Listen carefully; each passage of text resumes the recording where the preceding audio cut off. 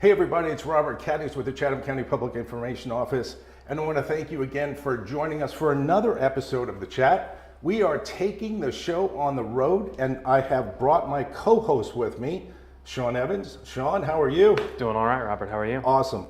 We are at the Recycling Center, the Chatham County Recycling Center on Eisenhower Boulevard, and our guest today is Allie Finley. She's the Activities Coordinator and Resource Conservation Education Center, which we are sitting in right now. Allie, how are you? I'm great. How are you doing? Thank you so much for taking the time to talk to us. I know that you guys are busy here. Tell us a little bit about yourself that folks may not know. So I am from Atlanta, I'm born and raised, and I recently graduated from Georgia Southern University with a major in biology.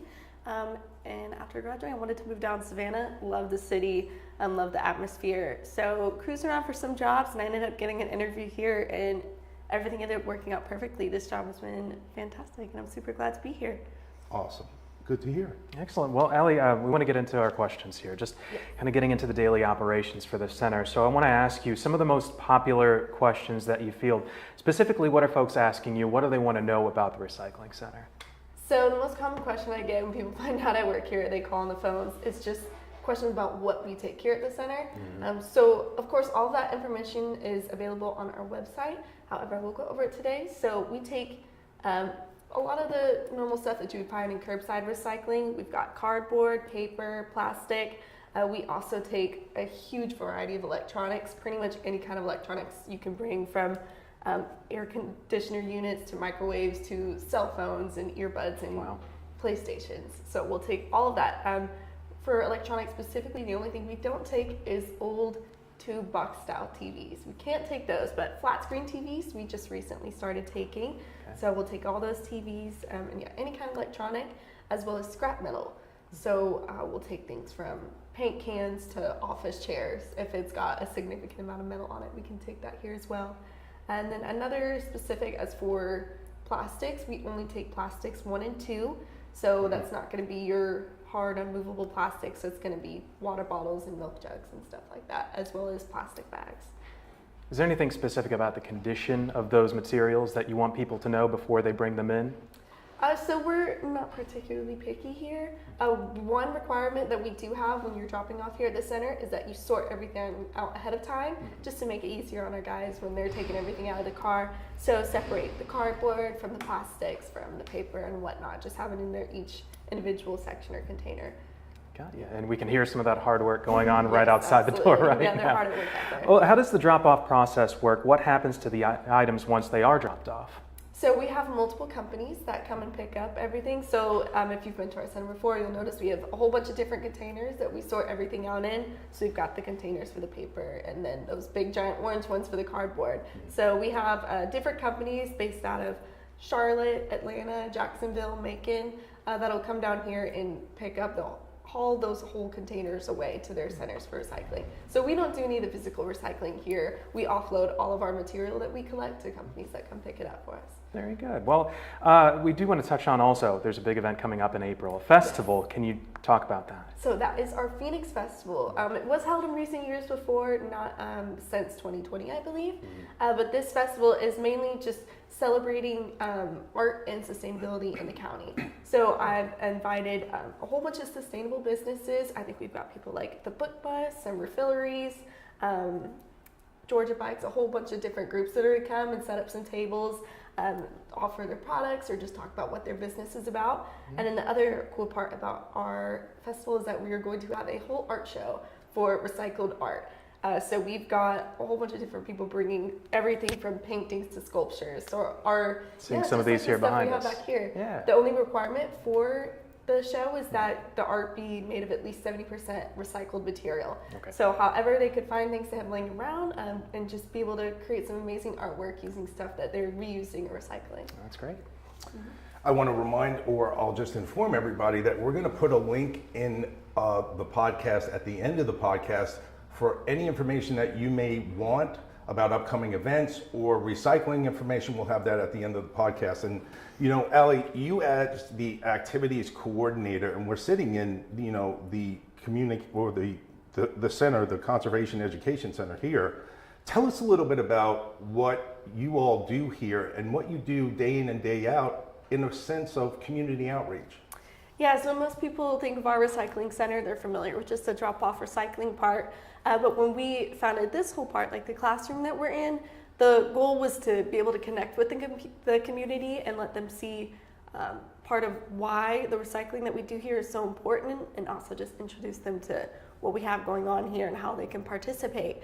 So our whole center is about education particularly. So the classroom that we're sitting in, I have a lot of different schools, homeschool students, a lot of local elementary schools that will come in, and we'll sit here, do a lesson about recycling, do some crafts with recycled pieces. So we'll have stuff like bottle caps or newspaper, and we'll just do some artwork with the students so they can see how you can turn an old trash piece into a brand new beautiful art piece.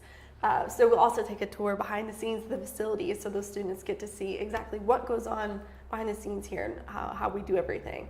And then also a lot more of my job is just working with the community. So I will go out to schools and do events there, as well as groups like I've worked with the Lions Club at the YMCA and a couple of other different organizations and businesses, just connecting with them and helping them with any questions that they have, how they can introduce recycling into their schools or their business, or how they can work with us to help promote themselves and promote sustainability in the county. Fantastic. Natalie, it seems like you hit a lot of different age groups there as far as the education goes, but you really focus in on schools. Why do you think education at that level is so important? It's just mainly starting when you're young and introducing these topics when you're young, letting these students grow into that as they get older. So we start with the main basic concepts. So even what I teach here, especially with a lot of younger students, is just what is recycling and what the word recycling means, and going through that cycle of keeping materials in it rather than things ending up in the landfill. Right. So you start off with those simple concepts of what we do it and why we do it, and then we slowly over time introduce them to how the whole complex thing works and what sustainability and conservation means and what climate change is and all those. Forming those good habits Yes, early exactly. on. Wow, very good. Can you talk about a little bit about the Keep Chatham Beautiful organization and what steps you're taking to really kickstart that again? Yeah, so the Keep Chatham Beautiful organization used to be part of our center, and it was a group that was involved in litter cleanups and beautification throughout the county. So they do a lot of things like picking areas on the sides of streets, and we all focus in unincorporated Chatham County areas. So just finding places that are covered in trash, covered in litter, and just going out there and getting a great group of people, good group of volunteers and cleaning up that area, as well as beautification. So planting gardens that anyone can enjoy throughout the city. Yeah. So right now what my next project is going to be after the festival is getting that going back up. So we are going to be looking for volunteers and board members as well. So anyone is welcome to reach out to me and ask to be a part of our program, whether just volunteering if we have a litter cleanup or if they want to be a part of setting up the whole thing. And that information, I'm assuming, will also be on your website too, right? Yes. Okay, very good. You know, Allie, you all offer so much more than just people just driving up and you know, dropping stuff off to be recycled. Mm-hmm. You know, if folks have some questions and they want some information, what are some of the best ways that they can get that information easily and access that, you know, with any questions that they might have? Yeah, so I'd say the best way to reach out to us is through our website. We have a contact request on there, and it's very easy for us to get sent everything there rather than missing phone calls potentially.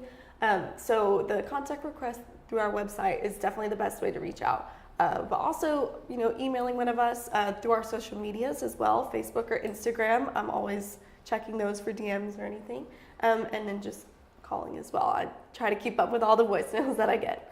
And the classes that you said that you teach in this room, that's going to be on the website as well? That if we have teachers who would like to bring their students here, yeah, they can send a contact request. Awesome. Anything that we missed, Sean and I missed, that you think is important folks who are going to see this need to know? Yeah, just letting people know that they're welcome to visit the center anytime. It's not just the kind of place where you have to set up a tour and everything. During our open business hours, or at least when I'm here during the week, we welcome people to come in and check out what we have going on here anytime. We've also got a lot of permanent artwork that we keep here in our gallery, especially at the front. Those amazing sculptures outside. We'd love for people to come and look at all the stuff that we have offering here. You have anything else, Sean? No, again, thank you so much for having us. Love the backdrop. Again, that's Yeah. awesome to really see those art displays out front. So, Yeah, those were actually some SCAD fashion students that brought those over. very good. Yes. Well done. Well done. And I want to thank you again, Allie, for your time. I know that you're busy. You sound like you guys are really busy. Your community outreach is amazing, and I think that's really important for all of Chatham County. Absolutely. So this is going to conclude our podcast, but I want to remind you all that there's going to be a link at the end of the podcast where you can get all the information about recycling, classes, or contact information to get a hold of Allie. For Sean Evans, Allie Finley, I'm Robert Katniss. We'll see you next time when we chat.